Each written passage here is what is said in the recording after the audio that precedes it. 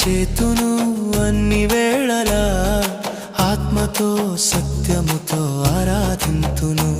నా ప్రాణ ప్రియుడు యేసయ్యకు, నన్ను కన్న తండ్రి నా యేసుకు. నా ప్రాణ ప్రియుడు యేసయ్యకు, నన్ను కన్న తండ్రి నా యేసుకు. స్తుతిస్తూ